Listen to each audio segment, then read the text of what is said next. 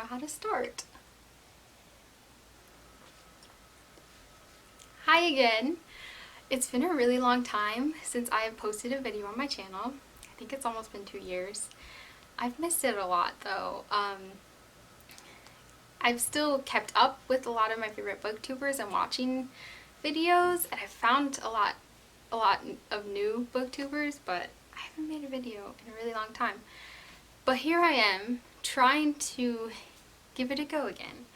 And I thought that the best way to do that, to kind of talk about what's been happening in my life for the past 2 years, was kind of summing up the reading that I've been doing this year in 2020. I know it's been a really hard year for a lot of people. It's been a very unpredictable year, a lot of change with the pandemic and a lot of hardship. So reading has been kind of an anchor for me through that. And I'm excited to show you what I've been reading because I've read a few really good books recently. So I think the best book to start with, and the book that I started with in January, is this book, and it's nonfiction. It's called Self-Compassion: The Proven Power of Being Kind to Yourself by Kristin Neff. And this is based off of some psychology research that this author has done. She's more of a researcher, but she kind of put all of her research into a book that's easy to digest for anyone. And I really appreciated that. And basically, what this book is about is this idea in our society. I think a lot of people tend to be very self-critical and put themselves down.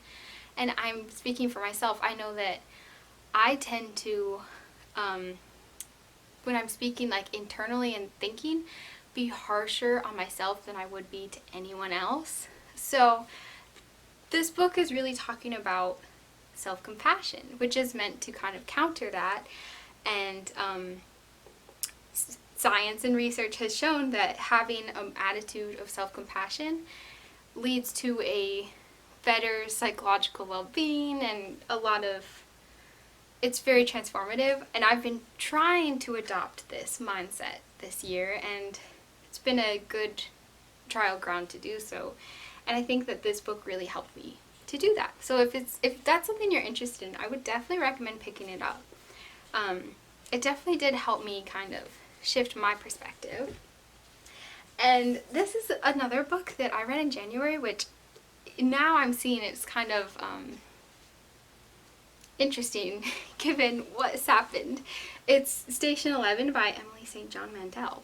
And this book is about a global pandemic that wipes out a lot of society, and then you're kind of left to watch what's happened afterwards in the story. And I read this very early on in the year. I really enjoyed it.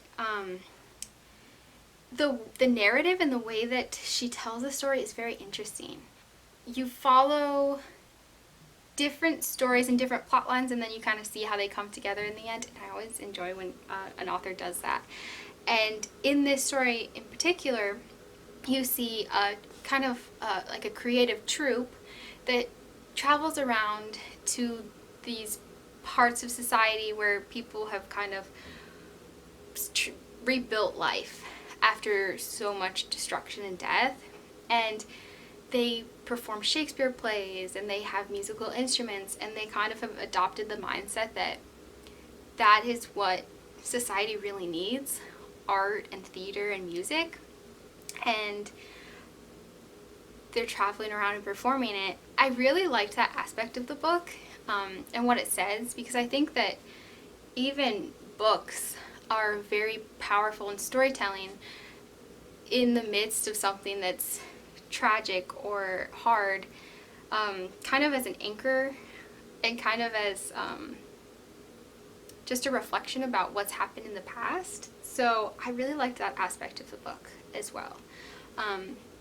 And I remember a scene in particular that's sticking out to me now is when a character, very early on, he's kind of seeing that people are dying and that this pandemic is a serious problem, and he runs to the store and he gets shopping cart after shopping cart of all the supplies to bring to his brother's house so that they can kind of lock themselves and quarantine themselves while the rest of the world is kind of in pandemonium.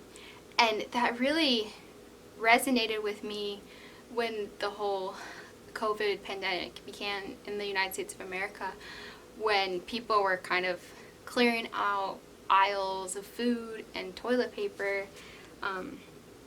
So this was an interesting book. I really enjoyed it.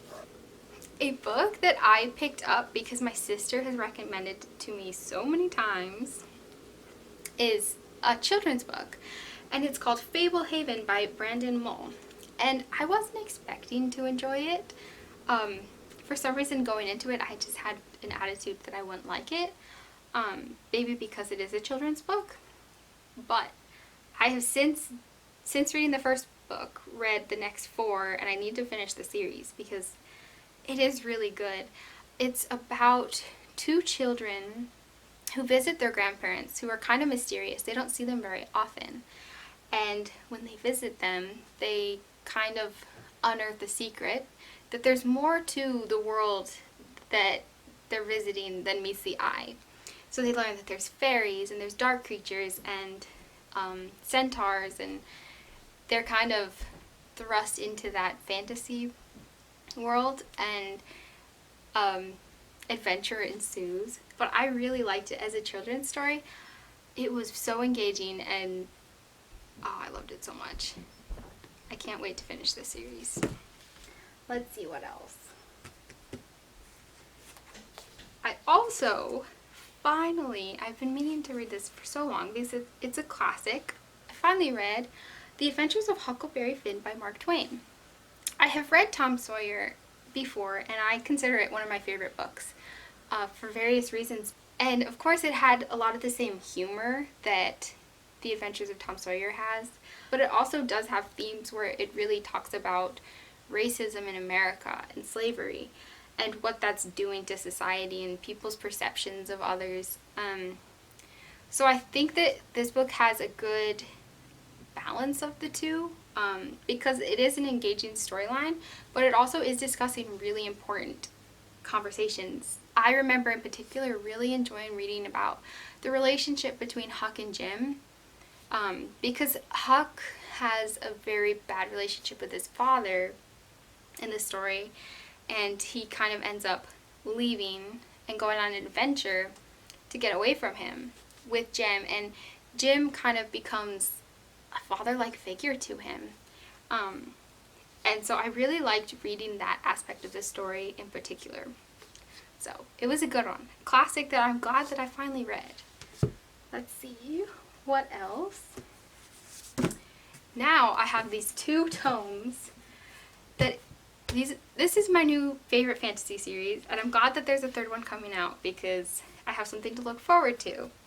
The Name of the Wind by Patrick Rothfuss and The Wise Men's Fear by Patrick Rothfuss. These are so good. I was intimidated going into them because clearly they are long stories. But when you're reading the story, it is so engaging and you just want to know what happens. So these stories follow this character named Kvothe. When you first meet Kvothe, he is working as a tavern keeper, and it is clear that there's a lot more to his story than meets the eye. And a man called Chronicler that kind of, we don't know entirely what his past is like, stops by the inn or the tavern, and he wants to hear Kvothe's story once he realizes who he is. He's going by another name when we meet him at the tavern, but he wants to know the story of Kvothe, who is someone who there are tales about in their world. There are all these stories woven in, and they want to know the true story of Kvothe. Storytelling is a very large aspect of this book. It's kind of, in some ways, and at some points in the book, it's a story within a story within a story, which I always love. But Kvothe is a very interesting character. In the first book, we follow him from a very young age when he's with his family, up until a time where he has the ambition to attend the university. And that is where you can learn alchemy and magic and all of these different things that Kvothe takes an interest in. And just Patrick Rothfuss' writing and story, the world that he creates in the magic system, I found just really engaging. I remember at one point, music is a large aspect of this book. So Kvothe was raised in a family of troopers. They would go around and play music and perform different shows. And because of that, Kvothe loves music and storytelling. And he plays the lute. And that's a very important aspect of him as a character. It's something that when he's playing music, he feels most like himself. And I just remember there's a scene in this book where he's playing the lute in a competitive setting where if he plays it well, he could get like a patron, and it's really important to him. I've never been so sucked into a story. Just hearing about somebody playing a musical instrument, the way that it was written was just like masterful. So these books I highly recommend if you like fantasy. And since reading them, I've found on YouTube all of these like fan theories, because there's a lot of mystery in the story and a lot of questions left unanswered, and I have gotten really into watching those videos because it's interesting to me. Let's see. We're almost at the end of my favorite books that I've read so far this year.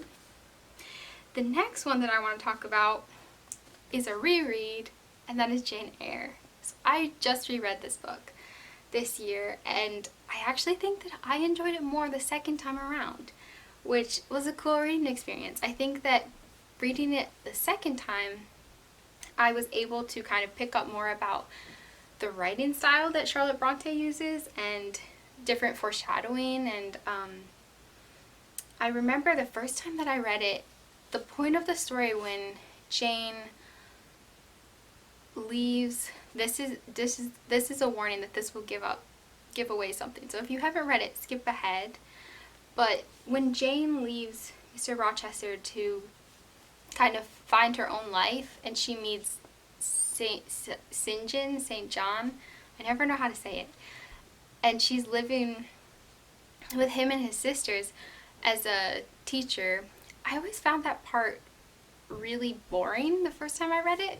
But the second time around, I kind of saw how Jane was really growing as a character and becoming independent. So because I saw it in a different way, I was able to enjoy that part a lot more. So if you have not read Jane Eyre, I highly recommend it. I'm even considering making a video about it just because I love this book so much for so many reasons. So there's that. And then I just read this book recently, Once Upon a River by Diane Setterfield, and she wrote a 13th tale, which I think is very popular. It's kind of a retelling somewhat of Jane Eyre, or it's talking about a lot of similar themes. So people who like Jane Eyre tend to like a 13th tale. But this is a book that she wrote more recently, and this book was so good. This book is about kind of a mysterious situation. There's an inn on the river Thames. I never know how to pronounce that either. But at this inn, different people kind of gather and tell stories. You can see the theme with all of these. There's a lot of the storytelling books. But at this inn, everyone is listening to a story, and as they begin the story, a man walks in with what looks like a doll in his arms, and he collapses. They realize that the doll is actually a girl, but she has no pulse. But as someone is examining her a little bit later, it turns out she is alive. And you meet 3 different characters who have lost someone, a little girl, and each of them thinks that this little girl that has just been found in the river could be that child. And the little girl can't speak, so she can't really communicate who she is and where she came from. So the book, I would say that it's a very character-driven novel, more than a plot-driven. You really get to know each character and their backstory and kind of really get in their head and see how their life is impacted by this child and her mystery.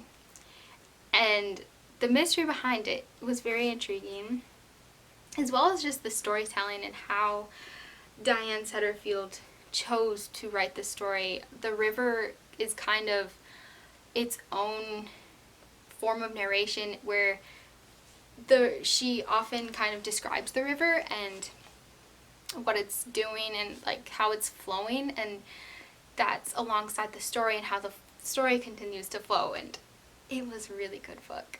So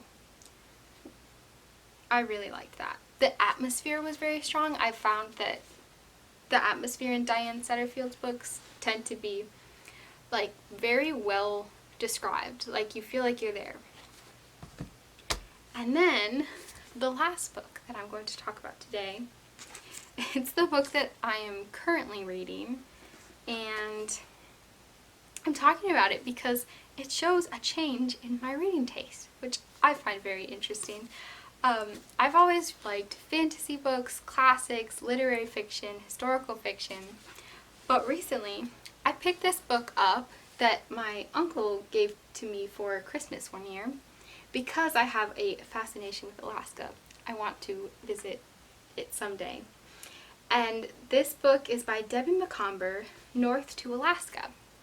And I've never read a Debbie Macomber book, but my mom and my grandmother are really big fans of Debbie Macomber. I think they've both read like all of her books. So I thought I'd pick it up because it has the Alaska aspect, but it basically has 2 short stories that are like romances set in Alaska. And I have never enjoyed reading romance, but something about this book, I don't know if it's that it's in Alaska or Debbie Macomber is clearly a very good writer. I read the first short story in a day because I couldn't put it down. I needed to know what happened. So she may be a favorite author. I don't know. I'll have to read something else by her. So that is a summary of all the books that I've been reading recently. I apologize if this video is a little bit scattered or rambly. I haven't been filming in a while, so I'm a little out of practice.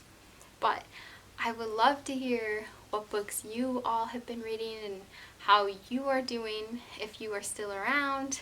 And I look forward to making more videos in the future. It's something that I'm really excited to do. I kind of sat down and thought about different ideas and different videos that I want to make, so I'm looking forward to that. Thank you for watching this video, and I will see you again in the future.